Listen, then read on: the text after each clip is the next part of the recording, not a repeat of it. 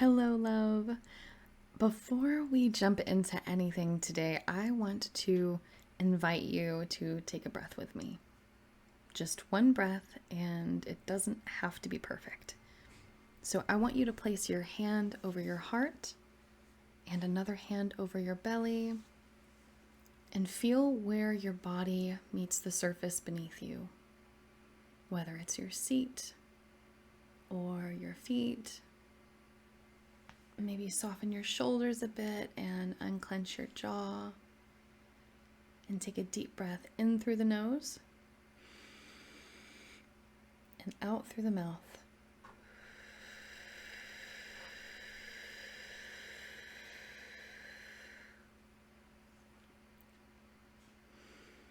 You are allowed to just be. And if you have been feeling off lately, like you're just floating through your days, or like life is just passing you by, or like you're exhausted even when you feel like you've barely done anything, or like you're not really here, today's episode is for you.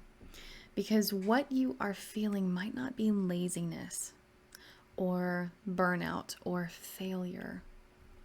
What you're probably experiencing is called a freeze response. And that freeze response is a real biological nervous system state that can feel like numbness or blankness or emotional and even physical disconnection where you feel like you're out of your body. And if that is what is happening, then I want to acknowledge you and acknowledge what you're feeling. Because this is something that your body does when it feels like it needs to shut down in order to keep you safe. And the more that you understand it, the more gentle and effective your healing and recovery can be. So let's get into what your freeze state actually is and how you might already be living with it without realizing. So if you are familiar with any of my content, you've probably heard me talk about fight or flight, right? That is your nervous system actually jumping into action when it senses danger. So your heart usually raises, your blood pressure can go up, your muscles tense and prepare for action. You have this urge to move, right? To run, to argue, to fix something, to problem solve. But there's another response that doesn't get as talked about as that fight or flight response, which is the freeze state. So freeze is what happens when your body senses that threat, right? Or if it feels overwhelmed, but it doesn't think that acting is possible or safe in that circumstance. So it does what it thinks is the next best thing, and that is slow down a lot.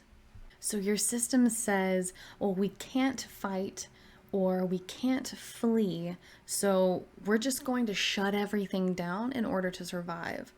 And that is a completely normal response, especially if you have been through trauma or long-term stress, or if you have lived most of your life in overdrive. So the technical term that we use for this is called dorsal vagal shutdown. And this is a part of your parasympathetic nervous system.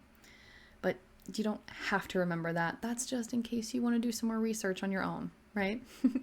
So what you do need to know is that the freeze state is not a mistake. It is not a flaw or a weakness. And it's definitely not you giving up, right? It is your nervous system pulling the emergency brake. Imagine a circuit breaker flipping off to keep you from overheating. That's the freeze state, right?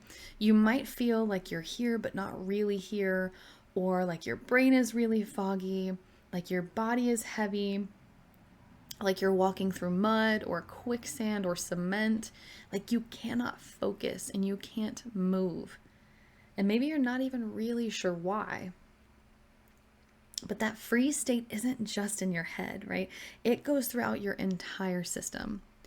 So, one thing that I've noticed in myself when I was in a freeze state and also in my clients is that your hands and feet are constantly cold because your body is prioritizing other things over circulation. So, even if you're in a really warm or hot room, your hands and feet might be freezing cold. You're probably crashing harder in the middle of the day, even if you got a good night's sleep. Your body just doesn't have the capacity for long bursts of energy like that. You probably feel numb when emotions should be there, right? Maybe like grief or anger, joy, all of them kind of just disappear and you just don't feel anything. Maybe your digestion is acting up after stress. You're having food sensitivities and allergy flares and asthma, hives, chronic diarrhea, or constipation. Your nervous system helps to control all of those things, right? So when it's overwhelmed, it can go haywire. And then a lot of the times you can feel disconnected from your body, like it's just carrying you around, or like you're floating from a third person perspective and viewing your life. And none of this means that you are doing anything wrong. They are merely signals from your nervous system, right? Signals from a body that has been trying to protect you for a long time. So the freeze state is actually triggered by things like shame spirals. If you made a mistake or you were trying to set a boundary with someone and then you start to have all these negative thoughts or second thoughts about it, and well, maybe I shouldn't have said that, or maybe I shouldn't have set that boundary, maybe I did it in the wrong way, maybe I came off as rude. If you're emotionally overexerting yourself, maybe you're holding space for everyone else but not yourself.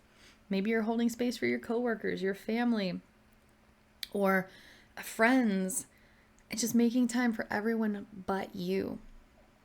It can also be triggered by constant sensory input.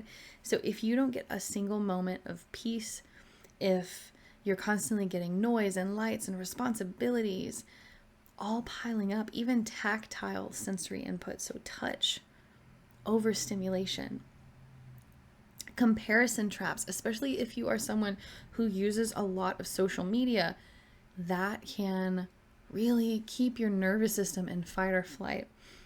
And also this pressure to always be on or always be connected, even when you feel emotionally disconnected, right? We tend to be in a world where everything is on, everything is easily accessible, everything is connected.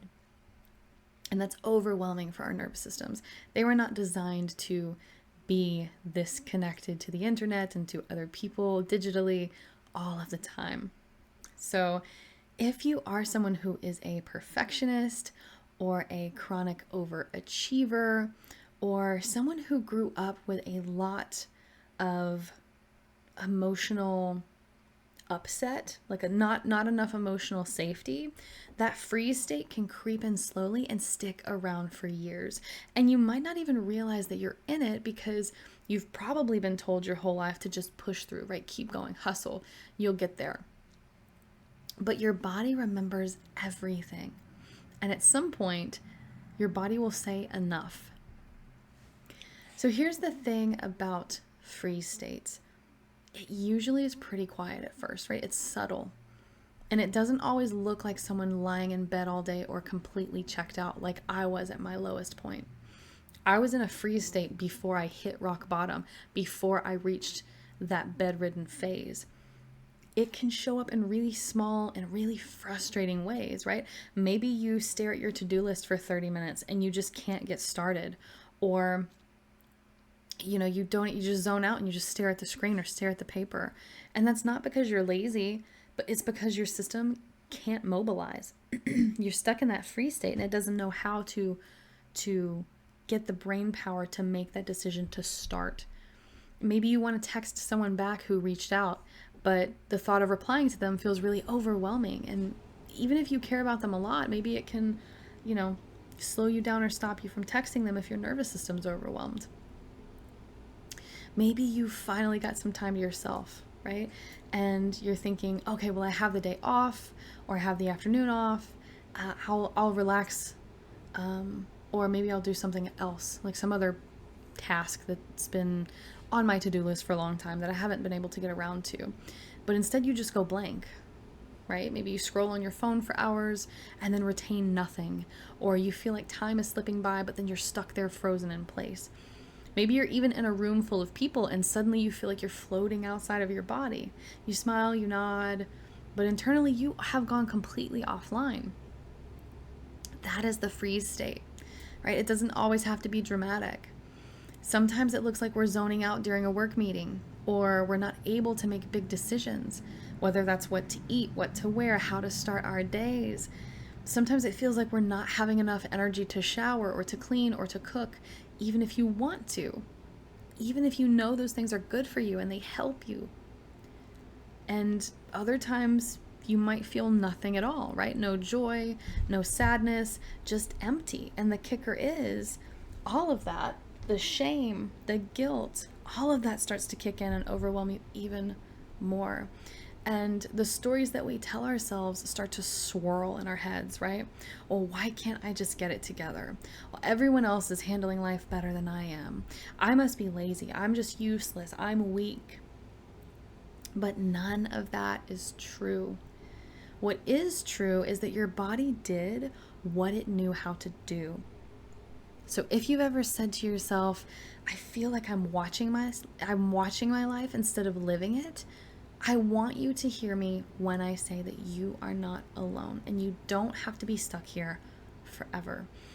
I lived this, right? And I know how disorienting it is to feel like you're frozen on the inside, even when the outside looks fine, right? It isn't forever. It doesn't have to be forever. You can come back to yourself. You can come back home. You can recover. You can regain your life. However, it's important to know that that has to happen gently, slowly, and one small, safe moment at a time. So let's take a moment to talk about something that I know confused me in the beginning and does also confuse some of the women that I work with until we get it cleared up. And that is that your freeze state can look like rest, but it's not the same. So when you feel like I took a nap or I slept extra hours and I still don't feel any different, that's probably why. If you're someone who crashes in the middle of the day, or maybe you slept 10 hours and you still wake up exhausted, or you finally get that alone time but you feel more disconnected, this is going to be for you, right? So when your nervous system goes into that deep freeze, it powers down your energy output. And that is why everything feels heavy, it feels foggy, and it's very hard to access. And you might be feeling emotionally flat or like you're not fully there, but your system is still on high alert even though all that flatness is present. So you've hit this pause button on the outside, but on the inside, your body is still bracing for impact, right? And that's not rest, that's still survival mode. That's still a part of that fight, flight, or freeze response. So rest is when your body actually feels safe enough to relax and to repair. Freeze state, which is a part of that survival mode, is when your body doesn't feel safe but doesn't know what else to do.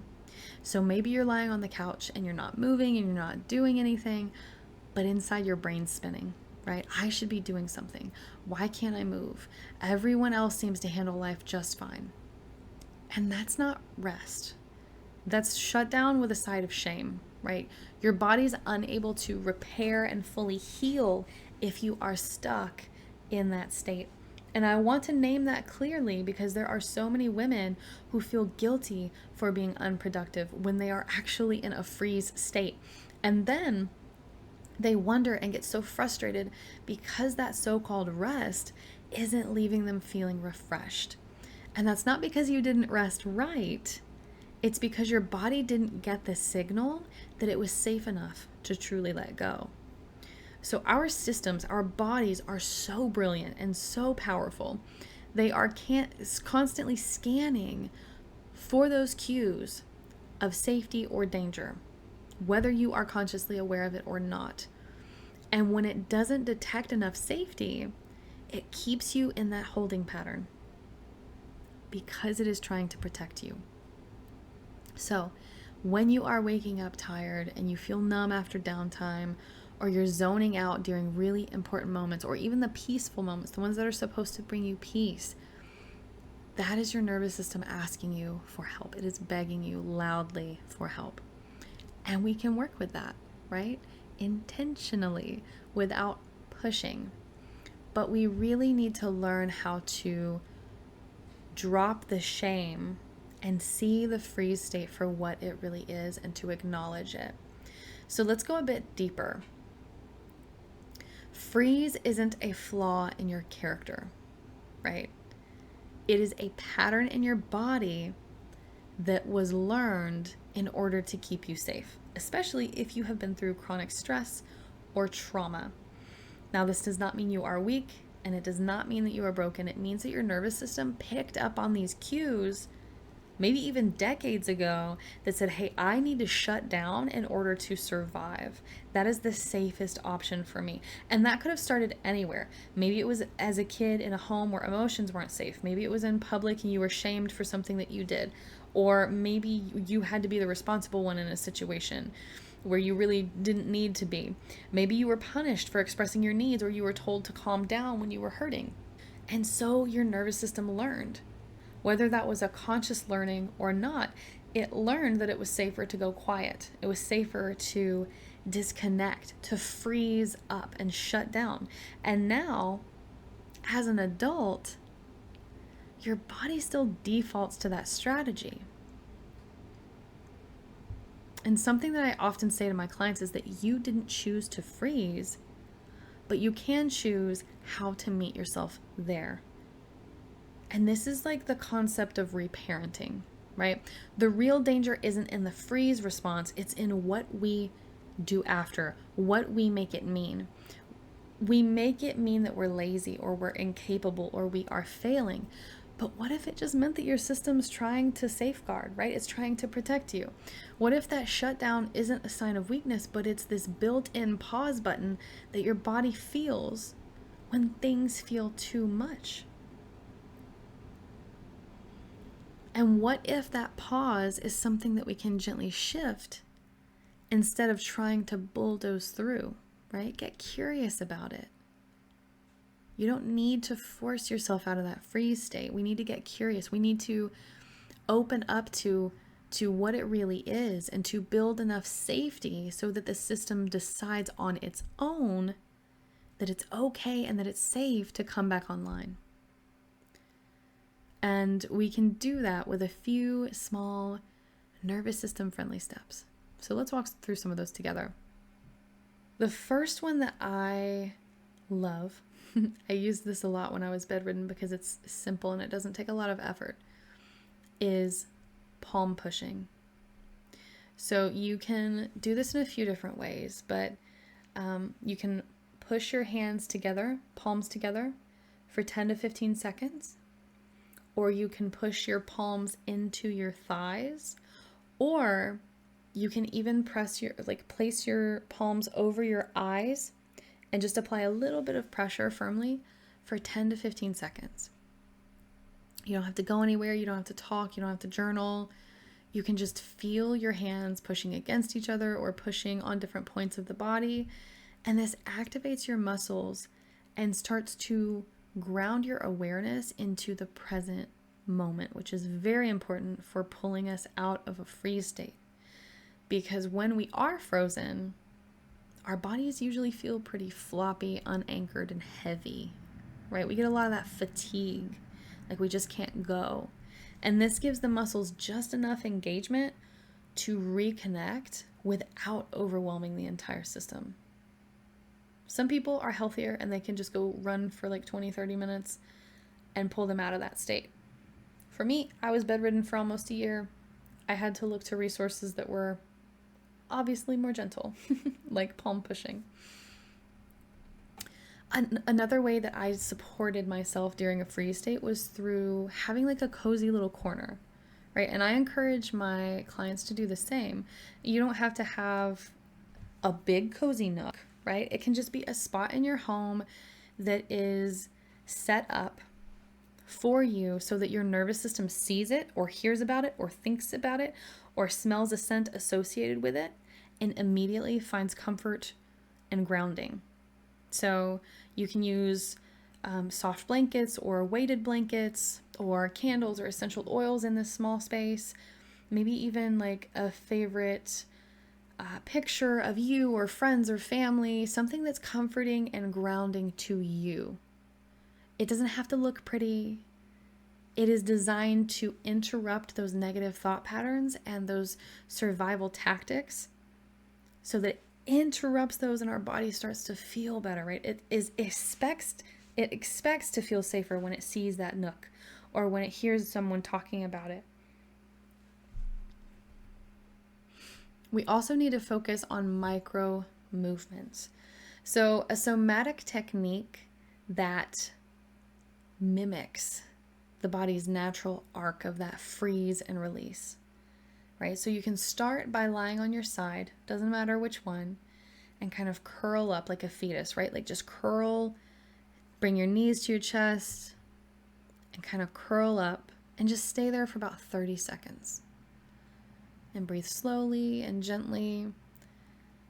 And then really slowly, like just feel each vertebrae kind of uncurling and start to stretch out your arms, your legs, your torso, like you're opening up after winter, right? Everything's starting to bloom again. And this, when you're doing it consciously, it's a physical cue to your body that it is safe to open up, that it is safe to expand, that it's safe to release, right? And then we can also work with clarity lenses. So if you've watched my content, we talk about these occasionally. When you are in the freeze state, your mind usually wants to fix something immediately, right? We go into like Mr. Fix-It mode, right? And we want to fix everything all at once, immediately. And that often makes things worse. It's often overwhelming. It's a bigger burden to our system. So a better question in those moments, when you are in that freeze state, is asking yourself, what is one thing that I can feel right now, right? Can you feel your feet? Maybe you can feel the AC blowing on your skin or wind blowing on your skin or through your hair. Maybe you can feel your breath moving in and out. Give your mind a job that doesn't require a big solution, just sensations. Focus on your senses. And that can be taste, touch, what you can see. It doesn't matter. Just focus on those senses. And this will help to reroute that perfectionism and that panic and that need to fix into something more grounding, right? We don't necessarily need to change how we feel about it. Just notice it and reground. And the most important thing that you can do when you are in a freeze state sounds super simple, but when I tell you it's the most important, I absolutely mean it. This is what took me from being bedridden to couchbound. And that is compassionate self-talk. So if you are someone who has spent a lot of your life being really hard on yourself, like I had, it is important to give yourself grace and to be kind and gentle and compassionate to lighten that load on your nervous system. So you can place a hand on your heart and just be gentle with yourself, right? And say, this isn't who I am. This is what I learned to do to survive. And I thank my body for that. Or you can say, even when I'm frozen, I'm still healing. Or I forgive myself for not being on today. And speak to yourself how you would a close friend or like a younger version of yourself or like a little child that just came up to you and is scared, right? If a little kid came up to you and was scared and overwhelmed and trying really hard to hold it all together, you wouldn't look at that kid and say, well, you know what? It is what it is, kid. Get over it. No, but we talk to ourselves like that, right? That little kid still lives inside of you and they need reassurance, right? Not more pressure. So try to be gentle to that child. And again, we want to not try and fix the problems or to mask them with a performance, but to offer the body more kindness and healing and moving forward. And recovering isn't about snapping out of that freeze state, but it's about slowly and gently showing the nervous system that safety is possible. And you are doing that right now by listening, by coming back day in and day out and doing these exercises with us, by being curious, by staying with yourself instead of checking out, or by being in our Discord server and talking about these things with one another for co-regulation, right? And that's brave work. So let's move on to pace. Because if you have been stuck in that freeze state before, or you are bouncing between burnout and shutdown, you're probably swinging between two extremes. I know that's where I was, right? It was always go, go, go, or complete crash. And there was really no in between until I kind of figured out how to regulate my nervous system more and how to gain my footing and then gain traction. And it's a pattern I see a lot, right? I see so many women who try to push through, who try to hold it together, to just do what needs to be done until their body absolutely says, hey, I can't do this anymore. And then everything shuts down. And then you rest, or you try to, right? But you don't really feel better. And as soon as you get the littlest bit of energy back, you start to push again. And it's exhausting. And not only is it exhausting, it's unsustainable. So what your nervous system is really craving isn't more energy, it wants more consistency and more rhythm and gentleness. So think about nature. Think about seasons. Think about sunrises and ocean waves. All of these things have a place, a natural rhythm to them. And that's what your body wants and needs, right? It doesn't need constant output. It doesn't need constant productivity. It needs something predictable and something gentle. And that's why when I do have clients, I often start them off with a daily rhythm map. And this isn't about being perfect or about being super organized or super efficient, because again, those terms can make us feel more pressured. It pressures our nervous system and has the opposite response or impact as to what we're looking for, right?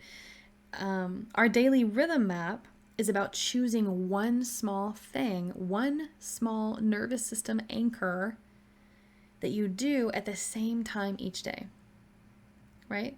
And you can build on that. So maybe it's making a cup of chamomile tea at 8 p.m. Maybe it's a 5-minute breath exercise at 12 p.m.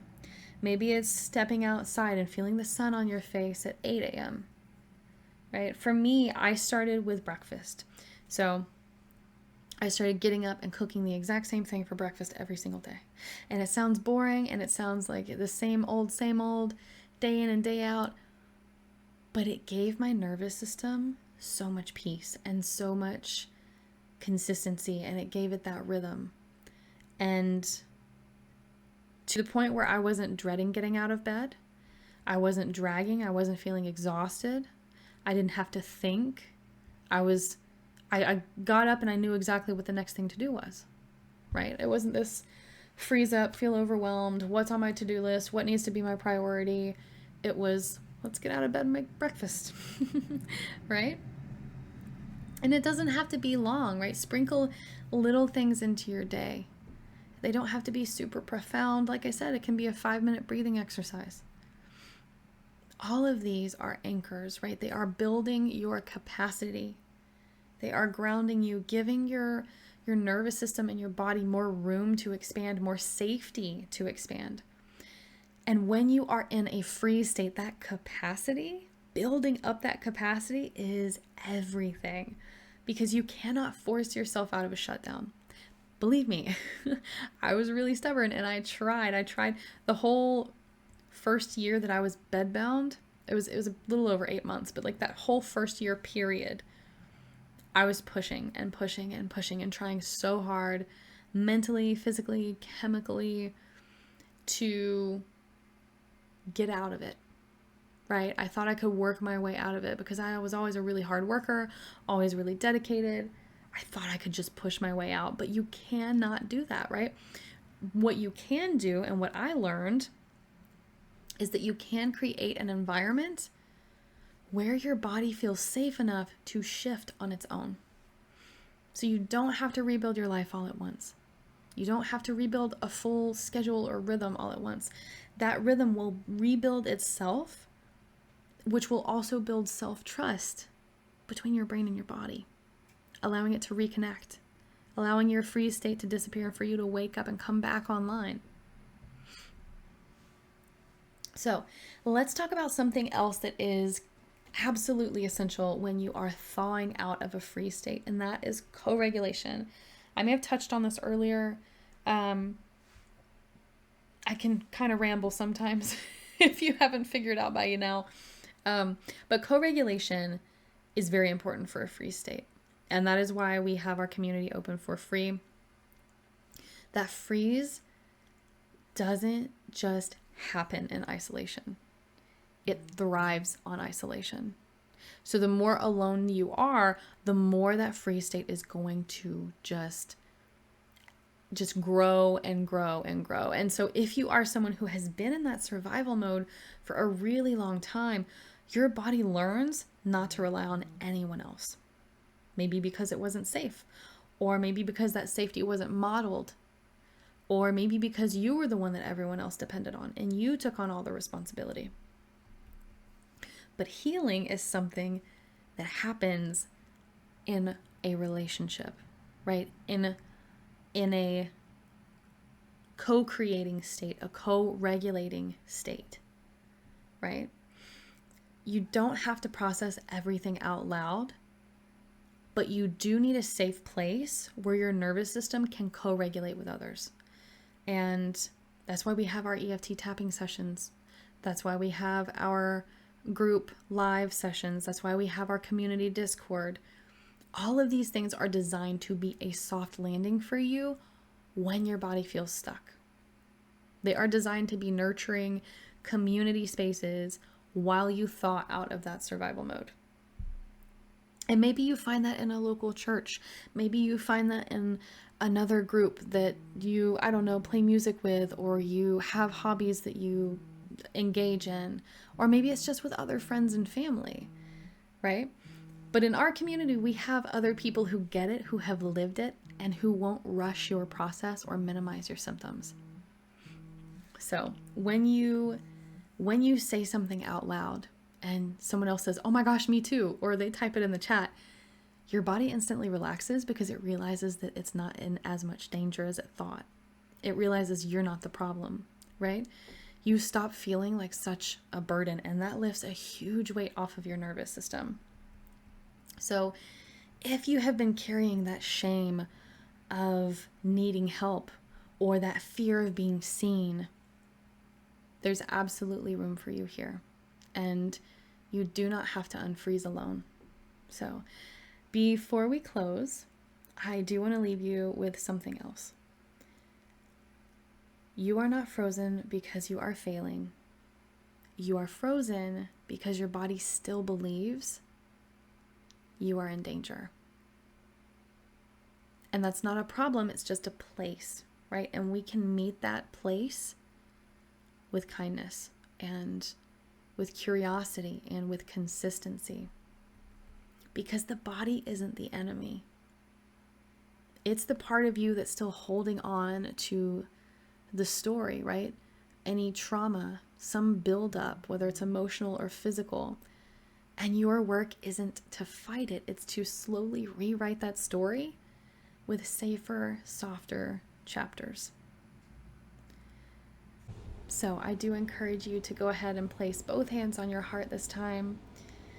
We are going to end together the same way we started, and take a deep breath in through the nose, out through the mouth,